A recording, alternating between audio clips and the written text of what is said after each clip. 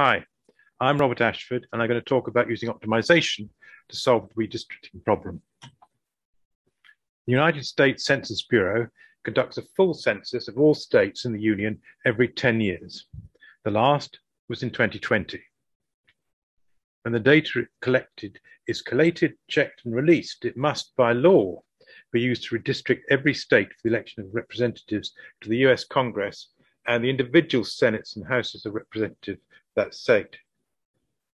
Redistricting means the allocation of small voter tracts whose populations are typically about 2,000 or 3,000, but can be as low as 1 or as high as 20,000, to districts, each of which elect a representative.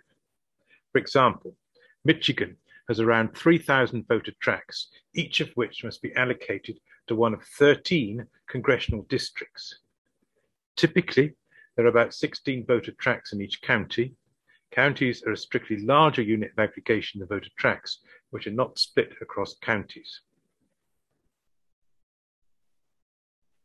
Optimization is an area of applied mathematics that allows individuals to make smart choices about how to use limited resources to produce the best possible outcomes. It is universally employed in business, technology, and scientific pursuits. It involves identifying an objective, determining the constraints on variables involved in achieving it, and going through every outcome to choose outcomes that fit every criterion. For example, if Walmart decides to build more stores, it will first determine the attributes of areas that makes its stores successful.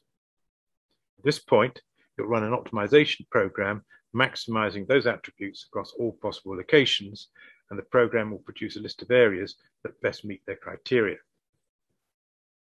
Please note that optimization does not make decisions. People do. But it is a useful tool which allows people to explore different scenarios using various objectives so that they can more easily see the consequences of their actions.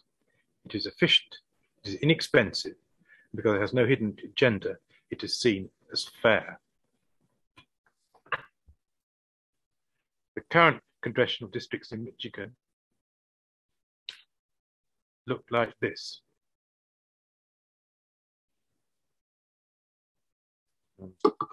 Sorry, Alkis, can you stop, please? Our proposed solution to the redistricting problem is to use optimization to build the required districts. It's an assignment problem that can be formulated as what's known as a mixed integer program, or MIP for short. The MIP ensures district contiguity, each district must be in one piece, compactness, the district should be reasonably compact without holes and not winding or serpentine. Each district should be of near equal population size. The difference between the largest and smallest as a proportion of the average size is known as the variance, and it should be no more than 10% and ideally no more than 2%. And compliance with the Voting Rights Act of 1965, in that if a district with a majority of a minority, say Black, Hispanic, or Asian, can be created, it should be. MIP models are necessarily very large and challenging, even for a state like Michigan, which is by no means the largest. The software technology we use for solving MIP models is ODH-Cplex from Optimization Direct Inc. and the IBM Corporation. This is designed to get good solutions to very large, complex problems. The MIP models themselves are captured in the Python language and run on Linux servers. The goal is to maintain contiguity whilst balancing the objectives of near equal district population, in other words, reducing the population variance, district compactness, not having holes, having the smallest overall diameter, creating minority-majority districts, and reducing the number of counties that split between different districts.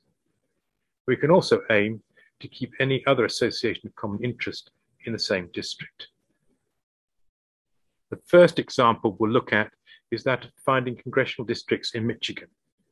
Michigan is a good example because it's reasonably large with a population of 10 million. is the 10th largest US state. It's diverse. Michigan has an African American population of nearly 15%, fairly similar to that of the US as a whole. It has strong liberal and conservative factions, and it is serious about ending gerrymandering. It has recently created a committee composed of citizens and legislators to oversee the redistricting process. This has the force of law and was established after a statewide referendum. The current congressional districts in Michigan look like this. They are, of course, based on the 2010 census data. You can see that many of the districts do not look natural, especially in the Detroit area around here, also inset, where there are at least 4 very serpentine-looking districts. There are, however, 2 minority-majority districts. And the districts do look more reasonable. For the sake of comparison, we use the 2010 data, and the allocation has a population variance of only 0.14%. And we found 2 minority-majority districts in Detroit. The faint lines on the map are the voter tract boundaries, and our district boundaries must fall on these, hence there are the block-like characteristics. The next state that is worth a look is Arkansas. It's smaller than Michigan, so the effects of the optimization are easier to see.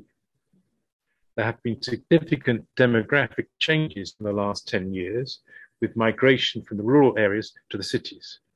The state legislature has additional requirements that they prefer counties not to be split across districts, and they need 2 counties containing Little Rock, that's Saline and Pulaski, in the same district.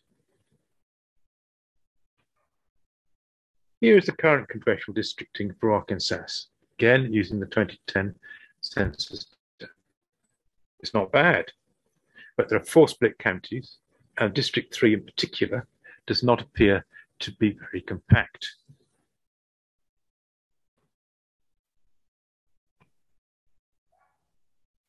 The optimized congressional districting looks like this, again using the 2010 data for the sake of comparison. Now the districts are more compact and there are no split counties. Little Rock is kept in the same district, that's number 3 in the middle there, and the population variance is only 1.7%.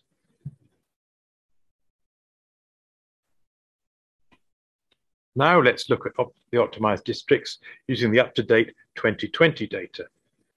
It has the same basic shape as previous districting, and indeed the same basic shape as the current one, which was drawn by hand. And again, there are no split counties. Little Rock is kept together, and the population variance is only 1.5%.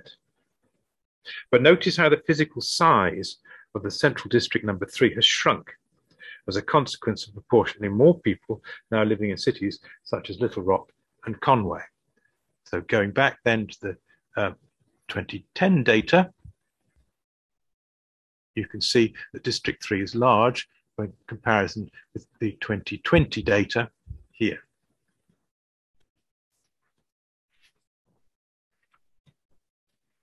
In conclusion, we suggest that optimization is a viable aid to redistricting.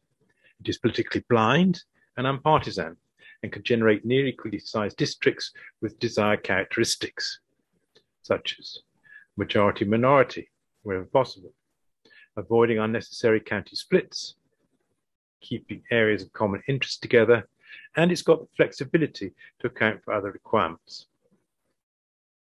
Whilst we've been looking at congressional redistricting here, we've also done state Senate and state House redistricting in the same fashion.